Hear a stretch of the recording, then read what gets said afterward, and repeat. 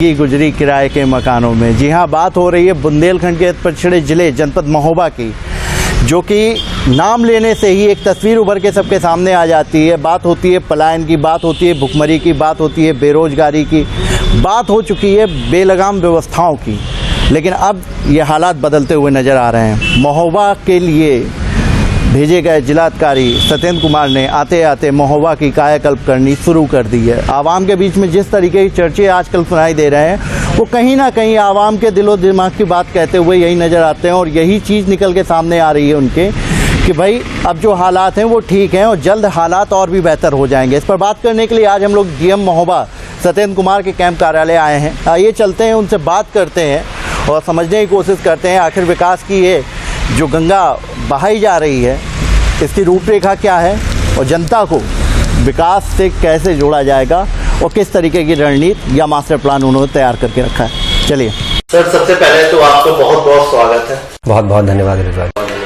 और आपने समय निकाला, हालांकि आज आप बहुत ज़्यादा व्यस्त रहते हैं आजकल, आप लगातार आपके टूर और लगातार दौरे चल रहे हैं। जनता के बीच में भी काफ़ी एक अच्छा मैसेज जा रहा है, जनता के बीच में भी आपको लेके काफ़ी चर्चाओं का बाजार सजाया जा रहा है। और जाहिर सी बात है, हर एक जिलाधिकारी का एक नैतिक दायित्व होता है कि वो अपने आवाम के लिए बेहतर काम करे। तो ये सर कहाँ से विचार आया इस तरीके का कि एक IAS बनना है और जनता के लिए कुछ करना है और खासकर ईमानदारी से काम करना है? देखिए, जो सिविल सर्विसेज में आने की बात है, जहाँ तक तो मैं जिस शहर में पैदा हुआ और जहाँ मेरी पढ़ाई लिखाई हुई, इनिशियल पढ़ाई लिखाई मेरी हुई, वो कमोबेश महोबा जैसा ही शहर था। और इनिशियल पढ़ाई के बाद मैं फिर दिल्ली चला गया आगे की पढ़ाई के लिए, इंजीनियरिंग की पढ़ाई के लिए। और मैंने ये देखा कि जो हमारे मधुबनी डिस्ट्रिक्ट में लोगों को अपॉर्चुनिटीज़ हैं वो बहुत कम है, और जो एक अपॉर्चुनिटी गैप है दिल्ली में और मधुबनी में, वो ऐसा है कि मुझे बहुत ही इस बात को लेकर पर्सनली फील होने लग गया कि हमें जो खासकर जो छोटे शहर हैं, वहाँ के बच्चों को, वहाँ के स्टूडेंट्स को, वहाँ के लोगों को अगर उतने ही मौके मिले जितने कि किसी बड़े शहर में लोगों को मिलता है, तो वो लोग भी उतने ही टैलेंटेड हैं, या मेरे हिसाब से तो शायद ज़्यादा ही टैलेंटेड हैं, क्योंकि उनको अपने पास ज़्यादा समय होता है वर्क करने का। तो उनको भी ज़िंदगी में उतनी ही ऊंचाइयां पाने का पूरा हक है, और वो भी डिज़र्व करते हैं उतनी ही अच्छी क्वालिटी ऑफ लाइफ जो कि किसी भी बड़े शहर के लोग डिज़र्व करते हैं। तो बेसिक आइडिया यही था कि हमें किसी ऐसी जगह पे, कहीं ऐसे सर्विस में जाना है जहाँ पे मैं इन छोटे शहरों में भी वर्क कर पाऊँ और वहाँ के क्वालिटी ऑफ लाइफ को इम्प्रूव कर पाऊँ।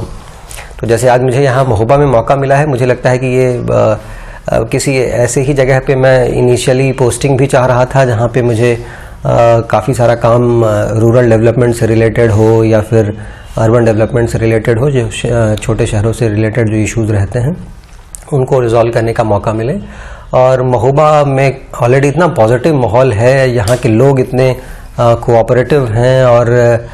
हर प्रयास जो होता है उसमें लोगों का इतना सहयोग रहता है कि मुझे लगता है कि ऑटोमेटिकली एक माहौल बन जाता है, और सब लोग जब साथ में जुड़ जाते हैं तो शहर और ज़िले का विकास भी बहुत आसानी से हो जाता है। सर, बात की जाए अगर जिले की शिक्षण व्यवस्था को लेकर काफी हाईटेक बनाने की एक मुहिम चलाई जा रही, क्या है वो पूरी मुहिम हो, क्या रूपरेखा तैयार करी गई है? इससे पिछली भी पोस्टिंग जो हमारी बरेली में रही, और फिर उसके पहले मैं बेसिक शिक्षा में 6 महीने करीब रहा, विशेष सचिव और एडिशनल SPD। तो लगातार हमारा ये रहता था कि जो हमारे सरकारी परिषदीय विद्यालय होते हैं, वहाँ पे बच्चों को कुछ बेसिक सुविधाएं होती हैं जो नहीं मिल पाती हैं। और आज की डेट में बेसिक शिक्षा में 2 विशेष अभियान चलाए जा रहे हैं। एक है ऑपरेशन कायाकल्प और दूसरा है मिशन प्रेरणा। ऑपरेशन कायाकल्प की जो योजना है वो बेसिकली सभी मूलभूत सुविधाएं स्कूलों में दिलवाने की बात है, और मिशन प्रेरणा जो है वो बच्चों के क्वालिटी एजुकेशन से रिलेटेड है। तो ये जो ऑपरेशन कायाकल्प है उसी को हम लोगों ने अपने जनपद में लाना शुरू किया है, जिसमें कि कुछ मूलभूत सुविधाएं हैं, जिसमें कि बच्चों के लिए जितने क्लासेस हैं वहाँ पे फर्नीचर हो जाए, वहाँ क्लासरूम में टाइलिंग हो जाए, शौचालय में टाइल्स हो जाएं, लाइट की व्यवस्था हो जाए, प्रॉपर जो है रैंप्स की व्यवस्था हो जाए, टॉयलेट्स की व्यवस्था हो जाए, हैंड वॉशिंग स्टेशन हो जाए। तो ये कुछ बेसिक सुविधाएं हैं, पीने के लिए अच्छा पानी बच्चों को मिलने लग जाए स्कूलों में। ये कुछ बेसिक सुविधाएं हैं जो हर बच्चे को मिलना ही चाहिए किसी भी विद्यालय में। तो उन्हीं सब चीज़ों को हम लोग प्रायोरिटी बेसिस पर कोशिश कर रहे हैं कि अगले 3 या 4 महीनों में हमारे जितने भी परिषदीय विद्यालय हैं उसमें ये मूलभूत सुविधाएं प्राप्त हो जाएं। इसके अलावे चूँकि यहाँ हमारे पास डिस्ट्रिक्ट मिनरल फंड का एक सब्सटैंशियल फंड होता है, उससे मैंने ये शुरुआत की है कि जितने हमारे जूनियर हाई स्कूल्स हैं प्राइमरी के अलावा जो हमारे परिषदीय जूनियर हाई स्कूल्स हैं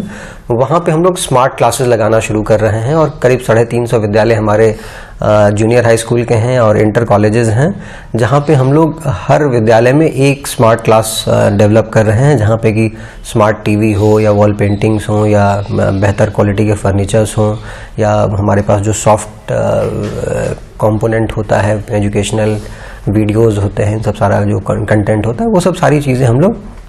बच्चों को उपलब्ध कराना शुरू कर रहे हैं। अभी मैंने उसको स्वीकृत कर दिया है और कोशिश यही है कि अगले 3-4 महीनों में हमारे सभी जूनियर विद्यालयों में अब स्मार्ट क्लासेस की व्यवस्था हो जाएगी। सभी विद्यालयों में हमारे जो 16-17 जो हमने मूलभूत सुविधाएं आपको बताई वो भी अगले 3-4 महीनों में हम लोग संतृप्त कर लेंगे। सर, जैसे ही बुंदेली धरा की बात की जाए तो हमारे 50-55 किलोमीटर की रेंज में खजुराहो पड़ता है। वहाँ पे काफ़ी विदेशी पर्यटक आते हैं घूमने के लिए, काफ़ी लोग आते हैं, काफ़ी वहाँ की गवर्नमेंट को काफ़ी उससे इजाफा होता है और रोजगार के साधन मिलते हैं। हमारे बुंदेलखंड में भी ऐसे ऐतिहासिक धरोहरें हैं जो कि खजुराहो से कई वर्षों साल पुरानी हैं। उनके डेवलपमेंट के लिए पर्यटन के हिसाब से अगर हम बात करें तो क्या एक मास्टर प्लान क्या तैयार किया गया है? देखिए, जब से मैं आया हूँ लगातार एक डिस्ट्रिक्ट टूरिज्म प्लान पे वर्क किया जा रहा है। यहाँ पे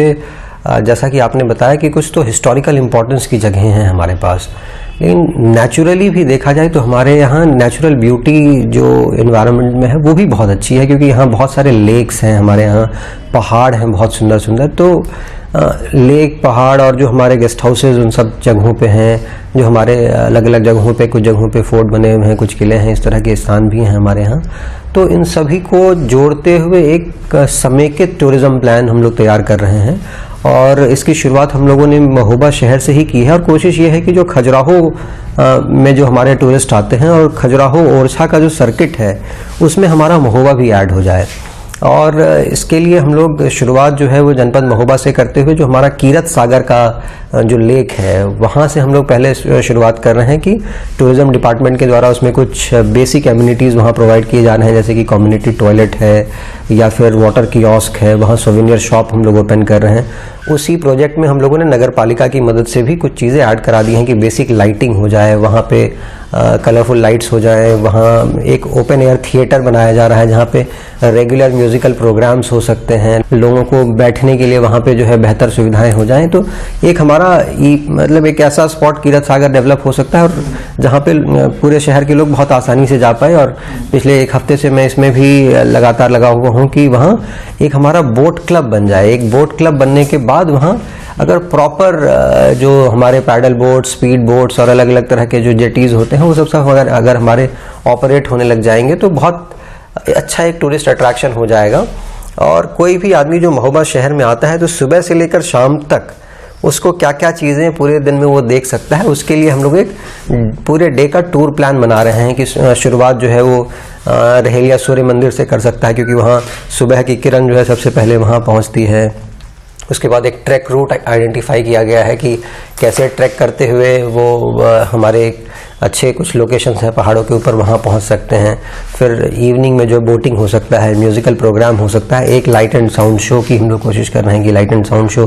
हमारा कीरत सागर पे या नहीं तो रहेलिया में हो जाए। या फिर हमारा खाखरा मठ भी है जो कि बहुत अच्छा लाइट एंड साउंड शो के लिए लोकेशन हो सकता है। तो ये कुछ इस तरीके से प्लानिंग की जा रही है जिसमें कोई भी टूरिस्ट अगर यहाँ पे आता है तो उसको पूरे दिन लगातार एक्टिविटीज़ ऐसी मिलें जिससे कि वो यहाँ पे एंगेज भी हो सके और एक क्वालिटी टाइम उसको यहाँ पे स्पेंड करने के लिए मिल पाए। तो शुरुआत हम लोग महोबा शहर से कर रहे हैं। पिछले कुछ दिनों में हम लोगों ने बेलाताल और चरखारी और लहचूरा में जो हमारे डैम्स हैं और जो वहाँ पे हमारे लोकेशंस हैं उसको भी जाके देखा गया है। और पहले इस लोकेशन को हम लोग आगे बढ़ाते हुए फिर अन्य लोकेशंस को भी इसके साथ हम लोग जोड़ते चलेंगे, ताकि अगर अभी 1 डे टूर हो रहा है महोबा के लिए तो 2 डे या 3 डे टूर में हमारा बेलाताल, जैतपुर और जो हमारा चरखारी का क्षेत्र है वो सब भी लोगों को ऐड हो जाए। तो उस तरीके से प्लानिंग हो रही है। अन्नदाताओं के लिए लाइफ लाइन कही जाने वाली अर्जुन सहायक परियोजना अपने आखिरी पड़ाव पे पहुंच गई है। ऐसे में क्या अधीनस्थों को दिशा निर्देश दिए हैं आपने? आप सही कह रहे हैं। देखिए, यहाँ जनपद महोबा के साथ जो सबसे बड़ी दिक्कत है, जो यहाँ के इकोनॉमिक डेवलपमेंट को जिसने रोक रखा है वो है हमारा एग्रीकल्चर के लिए पानी की जो दिक्कत है यहाँ पे। हमारे यहाँ जो क्रॉपिंग इंटेंसिटी है वो केवल 144% है, यानी कि केवल एक फसल हम लोग पूरी कर पाते हैं और दूसरी फसल जो खरीफ वाली होती है केवल 30% क्षेत्रफल में हो पाता है और जायद में 10-15% हो पाता है, तो बहुत कम है ये। और हमें कोशिश ये करनी है कि इसको बढ़ा के कैसे भी हम लोग 200% से ऊपर लेके जाएं। तो इसके लिए ज़रूरी है कि जो इरिगेशन की फैसिलिटीज़ हैं, जो सिंचाई के साधन हैं, उसको हम लोग डेवलप कर पाएँ। और इसमें अर्जुन सहायक परियोजना हमारे लिए, इस जनपद के लिए एक टर्न अराउंड का टाइम है, एक ऐसी परियोजना है जिससे कि हमारे पूरे जनपद का जो एग्रीकल्चर सिनेरियो है कम्प्लीटली ट्रांसफॉर्म हो सकता है। तो अब हमारे जो पूरी परियोजना है जहाँ पे लहचुरा डैम से पानी छोड़ते हुए हमारे जो है अर्जुन बांध से होते हुए, चंद्रावल से होते हुए उसे खबरई तक जाना था, तो चंद्रावल तक हमारा पानी अब भर गया है। और चंद्रावल से जो कबरई फीडर का काम है वो फीडर का काम आखिरी चरण में है, और जो कबरई पे भी जो बांध तैयार होना है वो भी अपने आखिरी चरण में एक महीने में हमारा वो काम भी कंप्लीट हो जाएगा। सभी लोगों को, जो पूरी टीम है हमारी, उसको हम लोगों ने इस बात को लेकर गियर अप करके रखा है कि हम लोगों को इसे मकर संक्रांति से पूर्व इस पूरी परियोजना को पूर्ण करना है, ताकि हमारे किसानों को जल्द से जल्द जो है वो सिंचाई के लिए ज़्यादा से ज़्यादा पानी मिलना शुरू हो जाए, ताकि यहाँ पे जो एग्रीकल्चर ग्रोथ है वो हमारा सही तरीके से आगे बढ़ पाए। आपके आते ही एंटी भूमाफिया अभियान एकदम चरम पे जा पहुंचा है, उसको लेके क्या मास्टर प्लान या क्या कोई रूपरेखा बनाई गई है और किस तरीके के दिशा निर्देश दिए गए हैं सर? देखिए, इसमें आते आते सबसे पहली जो बैठक हमने एंटी भूमाफिया वाली की थी, उसमें सभी विभाग, वो हमारे ज़िला पंचायत हो या सिंचाई विभाग हो या चिकित्सा विभाग हो, जितने भी विभाग होते हैं सबकी बहुत सारी प्रॉपर्टीज़ होती हैं, और कई बारी ये प्रॉपर्टीज़ भी ठीक तरीके से मैनेज नहीं होने के कारण अलग अलग जगहों पे कब्जे में चले जाते हैं। तो सभी विभागों को सबसे पहले ये निर्देश दिए गए कि उनकी जितनी भी संपत्तियां हैं उन सभी संपत्तियों का एक ब्यौरा बनाएं और उन सबके फिजिकल वेरिफिकेशन, जो भौतिक सत्यापन होता है, वो करवाकर इसकी एक रिपोर्ट दे कि कौन सी उनकी संपत्ति जो है वो पूरी तरीके से कब्जा मुक्त है और कौन सी संपत्तियों पे कब्जा हो रखा है। तो उसकी रिपोर्ट अब हमें मिलने लग गई है। जैसे जिला पंचायत, जो आखिरी बैठक हमने की थी, जिला पंचायत में 30 से ज़्यादा ऐसे मामले निकले जहाँ पे उनकी अलग अलग जगहों पे प्रॉपर्टीज़ पे कब्जे पाए गए थे, जिन सबको एविक्शन की कार्रवाई करवाई जा रही है। ऐसे ही जो दूसरा हमारा मेजर सोर्स होता है वो ग्राम पंचायत, ग्राम सभा की जो ज़मीनें होती हैं उस पर बहुत बड़े स्तर पे कब्जे होते हैं। इसमें सभी लेखपालों को 1 महीने का समय दिया गया है, जिसमें कि उन्हें अपने ग्राम समाज की जितनी भी भूमियां हैं उन सब की एक लिस्टिंग करनी है रजिस्टर पे, और सभी भूमियों पे जाकर उन्हें देखना है कि ये ज़मीन खाली है या उसमें कोई कब्जा है। और इसकी रिपोर्ट अब हमारी आनी शुरू हो गई है, कई जगहों पे कब्जे हटने शुरू हो गए हैं। इस रिपोर्ट के उपरांत हमने सभी अपने राजस्व कर्मियों को इस बारे में बता रखा है कि इस रिपोर्ट के बाद रैंडमली हमारी 5-10 टीमें होंगी जो अलग अलग गाँवों में जाएगी, और अगर किसी ज़मीन पे इसके बाद कब्जा पाया जाता है तो वहाँ के संबंधित राजस्व कर्मियों को इसके लिए जिम्मेदार ठहराते हुए जो हम लोग आगे की कार्रवाई कर देंगे। तो इसमें सभी लोगों को स्पष्ट कर दिया गया है कि जो ग्राम समाज की भूमि है उसके कस्टोडियन हमारे राजस्व कर्मी हैं, उसमें किसी प्रकार का कोई भी कब्जा जो है बर्दाश्त नहीं किया जाएगा। इसके अलावा जो संगठित रूप से हमारे ज़मीनों पे कब्जे करने वाले लोग हैं उनके विरुद्ध जो है वो एंटी भूमाफिया और गैंगस्टर एक्ट के अंतर्गत जो है हम लोग कार्रवाई करने की भी कार्य योजना बनाई जा रही है, ताकि इस तरह के लोगों को स्ट्रॉन्ग डिटरेंस दिया जा सके। कबरई मंडी, उसको चूंकि वो मंडी अभी बदहाल हो गई थी, जहां यूपी एमपी के बारे में आपने सुना होगा, रॉयल्टी के लेकर इशू क्रिएट हो रहे थे, तो अब उसको उत्थान में किस तरीके से लाया जा रहा है? देखिए, सबसे पहले ये था कि हमें यहाँ यूपी और एमपी के जो डिफरेंशियल था, जो जहाँ पे सबसे बड़ा अंतर आता था वो रॉयल्टी को लेके होता था कि एमपी में रॉयल्टी कम देनी पड़ रही थी और यहाँ पे जो बोलियां लगी थी वो ज़्यादा रॉयल्टी की लग गई हुई थी, जिसके कारण फाइनेंशियली, इकोनॉमिकली जो है वो वायबल नहीं हो पा रहा था यहाँ की मंडियों के लिए। तो अभी रिसेंटली हम लोगों ने करीब 92 नए ऐसे पट्टे थे जिनकी की बोली लगाई गई थी ऑनलाइन माध्यम से, और उसमें लोगों ने समझदारी के साथ जैसा मार्केट है उसके हिसाब से देखते हुए बोलियां लगाई हैं, और अब जो डिफरेंशियल है एमपी और यूपी के बीच में वो बहुत ज़्यादा नहीं है। तो ये जब हमारे पट्टे चालू हो जाएंगे, जब इसमें एनवायरनमेंट इम्पैक्ट असेसमेंट वाला जो रिपोर्ट होती है, जो एनवायरमेंटल क्लियरेंस होता है, वो सब सारी चीज़ें कंप्लीट हो जाएंगी अगले 3-4-5 महीनों में। उसके बाद हम देखेंगे कि एमपी और यूपी के बीच का जो डिफरेंशियल है वो धीरे धीरे हमारा कम हो जाएगा, और हमारे यहाँ के जो बिजनेसमैन हैं, जो आज की डेट में इस बिजनेस में है, क्रशर जिनके चल रहे हैं या जिनको पट्टे मिले हैं, तो तो वो भी इकोनॉमिकली कॉम्पिटिटिव पोजीशन में पहुंच जाएंगे। इसमें हम लोग ये भी कोशिश कर रहे हैं कि जो हमारे बड़े एक्सप्रेसवेज हैं या जो हाईवेज के प्रोजेक्ट हमारे यूपी में चल रहे हैं, उसमें प्रायोरिटी बेसिस पे हम लोग हमारे यहाँ के जो क्रशर्स हैं जिनकी गिट्टी यहाँ की जो है उसकी क्वालिटी भी काफ़ी अच्छी है और यहाँ पे जो कि ट्रांसपोर्टेशन का भी कॉस्ट कम पड़ेगा, तो उनके लिए वो भी बहुत ही अच्छा एक इकोनॉमिक प्रॉस्पेक्ट हो सकता है। तो उसमें भी हम लोग कोशिश कर रहे हैं कि उनको ज़्यादा से ज़्यादा बिजनेस मिल पाए, ताकि ये जो हमारी इंडस्ट्री जो धीरे धीरे डाउन जाने लग गई थी उसको हम लोग ऊपर लेके आ पाए। के पान बनारस वाला तो गाना हमने सुना है, लेकिन महोबे की भी खासकर बहुत सारी फिल्मों में चर्चाएं आई हैं पान को लेकर, लेकिन उस पान की भौगोलिक स्थिति साफ बिगड़ गई थी। आपको जानकारी मिली होगी इस बारे में। उसकी स्थिति को किस प्रकार से सुधारने के लिए मतलब अपने कदम उठाए आपने? इनिशियली पहले महीने में ही हमने महोबा पान के जितने भी हमारे किसान हैं सभी लोगों के साथ हम लोगों ने बैठक की थी और इस बारे में बहुत डिटेल में हम लोगों ने चर्चा की थी कि किस प्रकार से हम लोग इसको लेकर आगे बढ़ सकते हैं, क्या समस्याएं हमारे किसानों को पान के किसानों को आ रही है।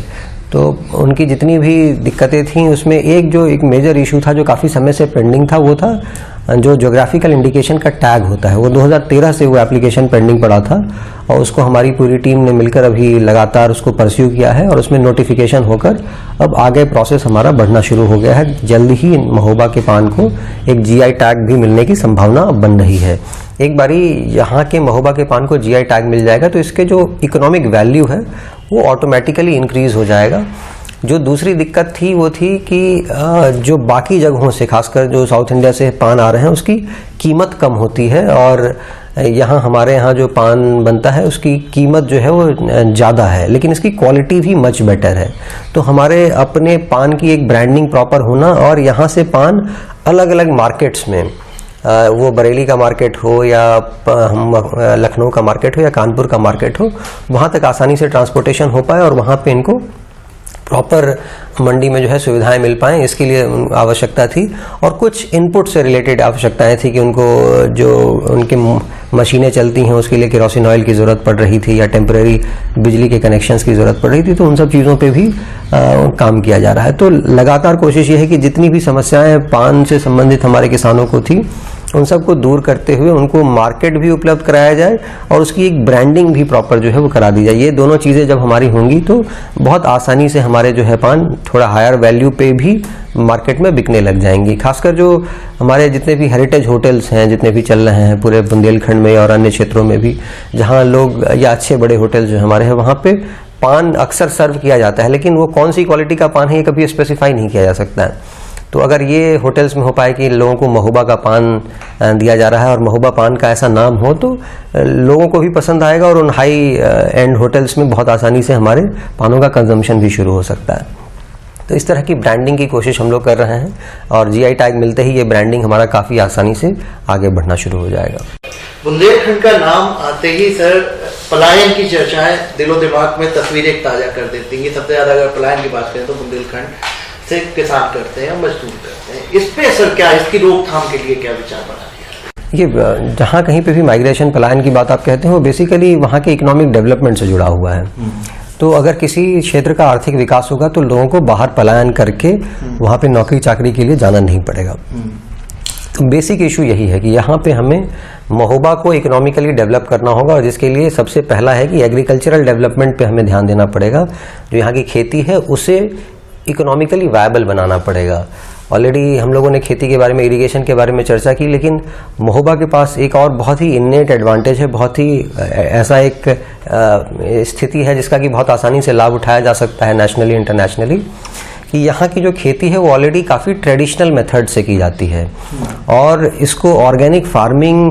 का जो प्रोसेस होता है वो बहुत करीब करीब वैसा ही है। और यहाँ पे ऑलरेडी हमारे बहुत सारे किसान 1000 से ज़्यादा किसान हैं ऑलरेडी जो ऑर्गेनिक फार्मिंग कर रहे हैं। तो अगर हम लोग अपने किसानों को ऑर्गेनिक फार्मिंग की तरफ ले जाएं और उनको ऑर्गेनिक सर्टिफिकेशन हम लोग करवा दें तो जो दाल हमारे 100 रुपये में बिकती है वही ऑर्गेनिक सर्टिफिकेशन के बाद 250 में बिकने लग जाती है पर केजी। जो चीज़ें हमारी जो यहाँ तुलसी हमारे बहुत कम रेट में नॉर्मल मार्केट में बिकता है वही अगर ऑर्गेनिक हो तो बहुत हाई रेट्स में हमारे निकलने लग जाता है। तो हम लोग अगले 1 साल में हम लोगों ने इस चीज़ के लिए मुहिम रखी है कि हमारे यहाँ जितने भी किसान खेती करते हैं उसमें से कम 50% किसानों को हम लोग ऑर्गेनिक खेती की तरफ ले जाकर उनके ऑर्गेनिक सर्टिफिकेशन करवाएंगे और उनको हम मार्केट लिंकेज देंगे। अभी भी हमारी टीम जब बाहर इंतजार कर ही रही है इसी चीज़ के लिए कि एक किस तरीके से बायर सेलर मीट हम करा पाएँ, जिसमें ऐसे सभी लोग जो ऑर्गेनिक प्रोडक्ट्स खरीदते हैं, वो हमारे ऑर्गेनिक इंडिया हो या पतंजलि हो या अन्य बहुत सारी और संस्थाएं हैं जो कि ऑर्गेनिक प्रोडक्ट्स खरीदती भी हैं और एक्सपोर्ट भी करती हैं। तो उन लोगों के साथ अगर हमारे किसानों का जुड़ाव हो जाएगा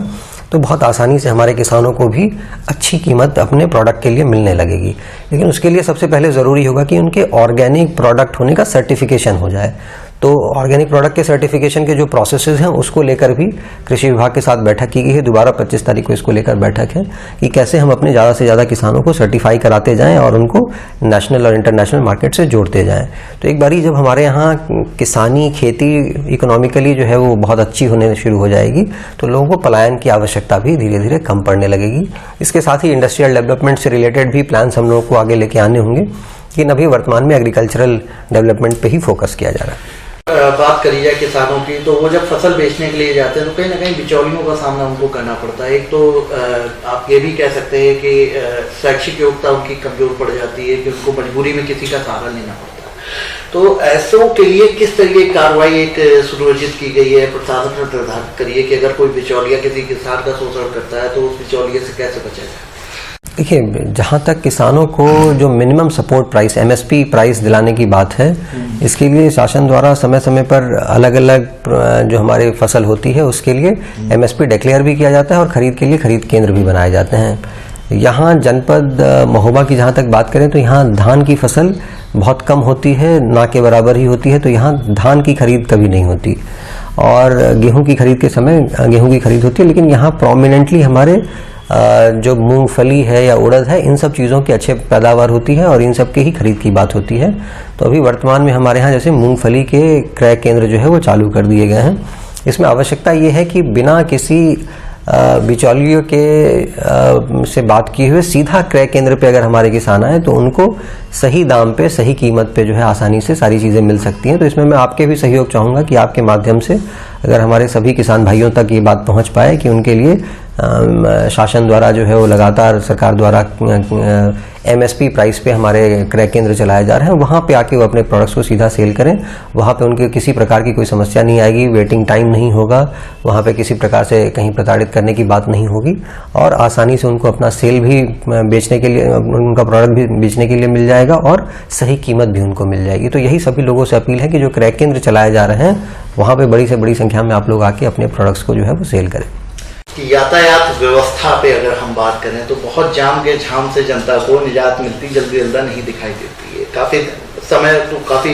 कभी कभी आधा घंटा 15 मिनट का भी इंतजार करना पड़ता है। उसके लिए सर क्या, क्योंकि आपने इसको लेके खासी कोई पहल चला रखी है, एक मुहिम चला रखी है, तो वो मुहिम और पहल है क्या? देखिए, पुलिस विभाग और नगर पालिका के साथ में मिलकर हम लोगों ने यहाँ पे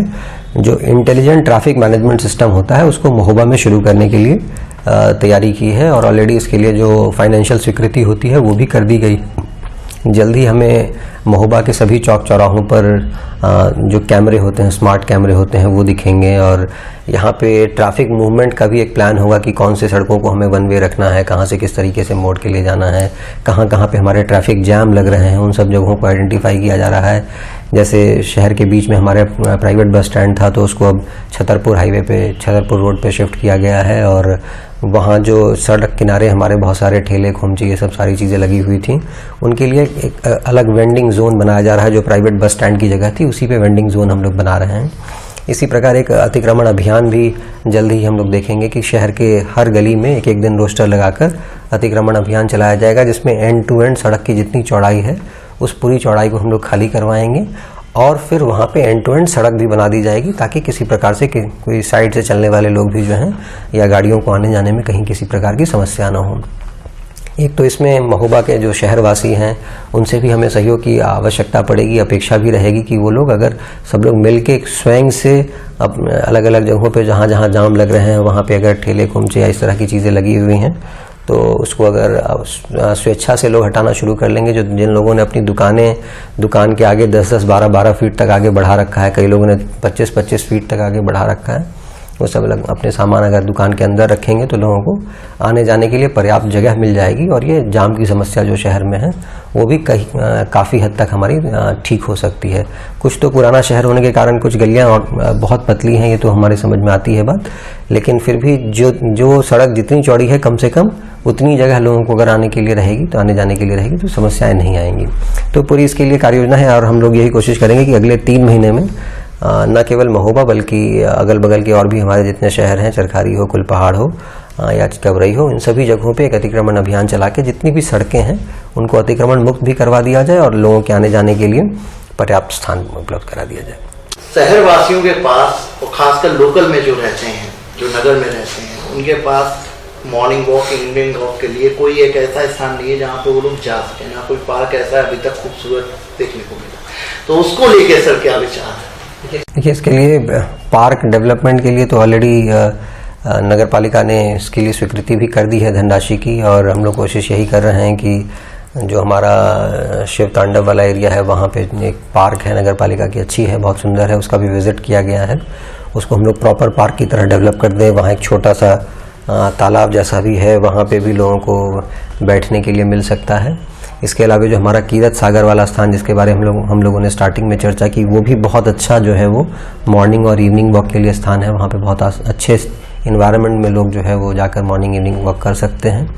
इसके अलावा जो हमारे मदन सागर वाला एरिया है, मदन सागर वाले एरिया में, छोटी चंद्रिका वाले एरिया में भी काफ़ी सारे लोग सुबह सुबह जाते हैं मॉर्निंग वॉक के लिए। उसमें भी झाड़ियाँ लगी जो हुई हैं उनकी सफाई होनी है, वॉकवे बनाना है, वहाँ पे कुछ सेल्फी पॉइंट्स क्रिएट होने हैं। तो इन सब सारी चीज़ों की कार्य योजना इस प्रकार से बनाई जा रही है कि कम से कम इस पूरे शहर में हर क्षेत्र में रहने वाले लोगों को कम से कम कोई ना कोई ऐसी जगह हो जहाँ पे जाके वो आसानी से सुबह में अगर बैठ के उनको योगा करना हो या वॉक करना हो तो उनको उसके लिए जगह मिल जाए, एक साफ़ सुथरी जगह मिल जाए और एक स्टिमुलेटिंग इन्वायरमेंट वहाँ पे मिल जाए जहाँ पे बैठ के लोगों को अच्छा भी लगे और लोग बाहर से भी लोग आके उसको देखना चाहें। अभी हमारे साथ महोबा के जिला अधिकारी श्री सत्येंद्र कुमार साहब मौजूद थे। उन्होंने अपने विचार व्यक्त किए हैं और सारे विचारों में उन्होंने एक ही जानकारी दी है कि महोबा अब ये जो जनपद है, ये जो जिला है, ये विकास से अछूता नहीं रहेगा। अब इसमें भविष्य में किस तरीके की कार्रवाइयाँ देखने को मिलेगी अपने आप में एक सवाल है, लेकिन हाल फिलहाल महोबा की आवाम को इन सारी मियादों से और सारी चीज़ों से और सारी समस्याओं से जल्द निजात मिलती दिखाई दे रही है।